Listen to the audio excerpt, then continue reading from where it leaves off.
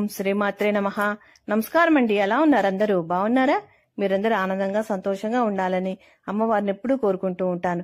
ధాత్రితో Lakshmipriya creations కు స్వాగతం. ఈ రోజు కూడా ఒక మంచి వీడియోతో వచ్చేసాను.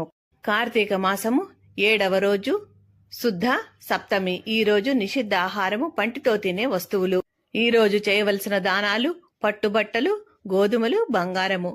పూజించవలసిన దైవము సూర్యుడు. ఈ రోజున జపించవలసిన మంత్రము ఓం భాం భానవే స్వాహ. బిల్వాష్టకము చదవాలి. కలిగే ఫలితము తేజస్సు, ఆరోగ్యము. కార్తీక పురాణములోని 7వ అధ్యాయము 7వ రోజు పారాయణము.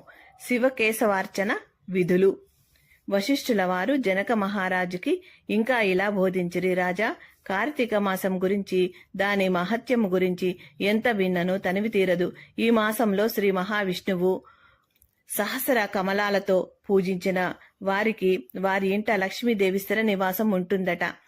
బిల్వ పత్రాలతో గాని తులసి దళాలతో గాని సహస్ర నామార్చన చేస్తే గనక వారికి జన్మరాహిత్యము కలుగును.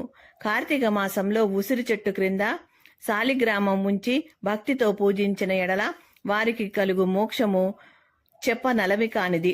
అలాగే బ్రాహ్మణులకు కూడా ఉసిరి చెట్టు క్రింద భోజనం పెట్టవలెను. పెట్టి తాను కూడా పూజించవలెను. సర్వ పాపాలు పోవును.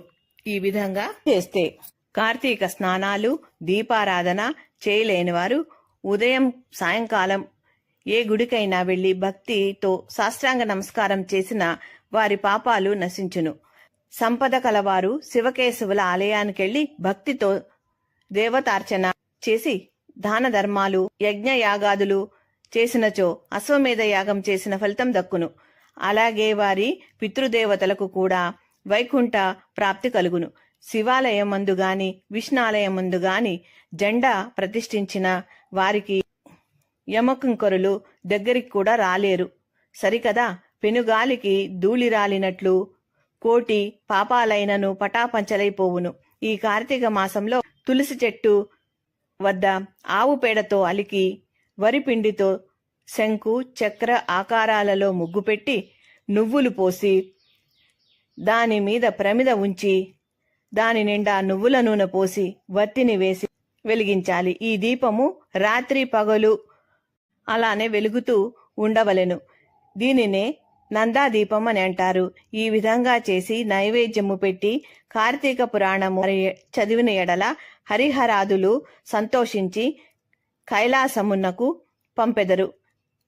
అలాగే కార్తీక మాసంలో ఈశ్వరుడిని జిల్లేడు పువ్వులతో అర్చించిన ఆయుర్వృద్ధి కలుగును. శాలిగ్రామమునకు ప్రతినిత్యము గంధము పట్టించి తులసి దళాలతో పూజించిన ఎడల ఎంతో మంచి ఫలితము లభించును.